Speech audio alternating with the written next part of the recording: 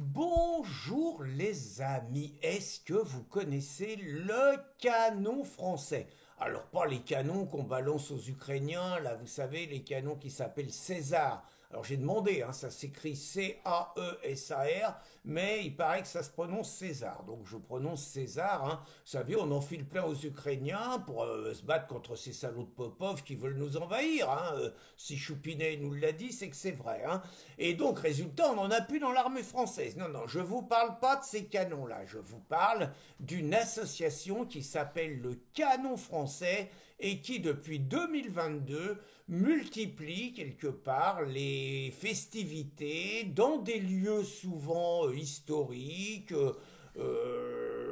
superbes et tout, avec la tradition des fêtes populaires, des fêtes des villages français. Donc on y danse, on y chante, on y boit pas mal, on y mange beaucoup, et puis du cochon grillé, on y ripaille, et puis on chante, on se lève, on remue comme ça. Enfin bon, les gens, très franchement, les gens qui vont là, ils ont l'air très heureux. Et d'ailleurs, l'année dernière, ils sont venus pour la première fois à Bourges. Et à Bourges, ils étaient à la Halle au Blé. Les mecs, 1500 personnes pour la première fois. Et pourtant, j'ai regardé les tarifs. C'est quand même 80 euros. Alors bon, certes, vous mangez bien, hein. Vous mangez pour plus d'1 kilo de bidoche, tout ça. Bon, c'est bon, très franchement, je comprends que c'est un sacré boulot et tout. Et après tout, si les gens ont les moyens de s'offrir une fois dans l'année une folie de ce genre, pourquoi pas? C'est le choix, c'est l'offre et la demande. Mais bon, l'année dernière, ils ont fait 1500 personnes et il n'y a eu aucun problème. Et cette année, donc fort de ce succès, les organisateurs, donc le canon français, ont décidé de revenir à Bourges et ils sont à 1800 inscrits. C'est absolument fabuleux. C'est fabuleux, mais c'est plus pareil que l'année dernière. L'année dernière, personne n'avait rien dit, ça paraissait normal. Cette année, la gauche a mené l'enquête. Qu'est-ce qu'il y a derrière le canon français? Et ils ont décidé qu'il y avait la nouvelle bête immonde. Beaucoup plus méchant que l'était Jean-Marie Le Pen. Oh là, Jean-Marie Le Pen, lui, on le voyait venir de loin. Bon, et bon, c'était le diable absolu. D'ailleurs, la preuve, hein, le soir de sa mort, les mecs, ils ont ripaillé aussi. Là, c'était pas le canon français, c'était la bouteille de champagne à 50 euros. Et puis, ils ont fait la fête place de la République. Et puis, ils ont même été vandalisés sa tombe et tout. Bon, pour vous dire à quel point il était méchant. Lui, Pierre-Édouard Stérin, c'est de lui qu'il s'agit.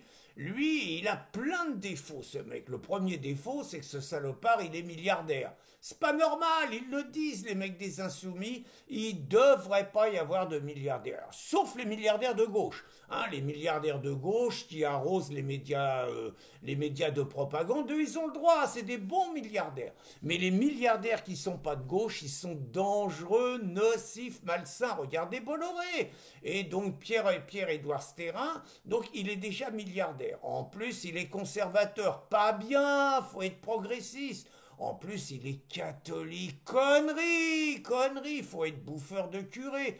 Et en plus, il est libertarien. Alors que, bon, il faut l'État-providence, quoi, voilà. Donc ça fait quand même beaucoup de défauts, mais il en a un encore plus important, c'est qu'il aime la France, bien qu'il soit parti s'installer en Belgique, parce que il a expliqué, il a dit qu'il préfère que l'argent qu'il gagne, ça serve à aider la France à mener des projets pour revaloriser un petit peu tout le patrimoine, toute l'histoire du pays, toutes nos traditions, plutôt que de le filer aux impôts. Un salaud, punaise, c'est pas possible. Donc Pierre-Édouard Stérin, dans cet esprit-là, bah, il aide un ensemble de projets avec sa fortune. Les mecs, ils demandent rien à l'État, hein, parce que l'État, d'habitude, ils arrosent bien le culturel. Hein, pas toujours à bon escient, mais ils arrosent bien. Alors que des mecs comme Villiers, des mecs comme Stérin, ils ne demandent rien à l'État. Ils aident les beaux petits projets qui font revivre l'esprit français, la culture française.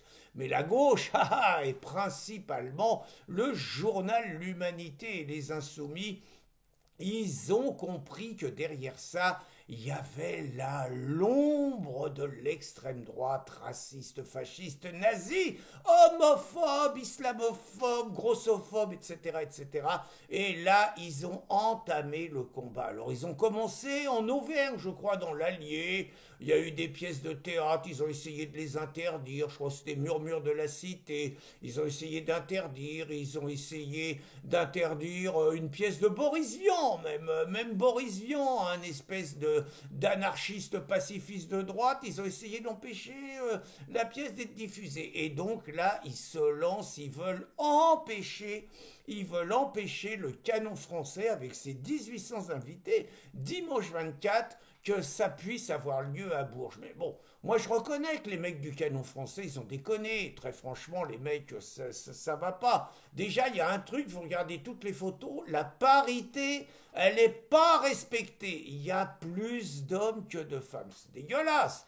Et puis, il y a un truc, c'est qu'il y a quand même une très très grande majorité de blancs, punaise, la diversité, l'enrichissement multiculturel, il n'y a pas. Et puis, bon, ce qui est embêtant, c'est vous regardez quand même ce qui est mangé. Vous savez pas ce qu'ils font? Un cochon à la broche. Non mais, on voudrait virer nos frères musulmans, on s'y prendrait pas autrement. C'est comme auparavant les soupes au cochon, c'est comme l'apéro saucisson pinard. C'est des trucs islamophobes, c'est des trucs d'exclusion.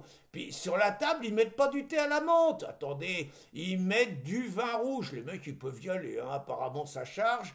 Du vin rouge et des bières. Attendez. Et puis, insultant pour nos camarades écolos.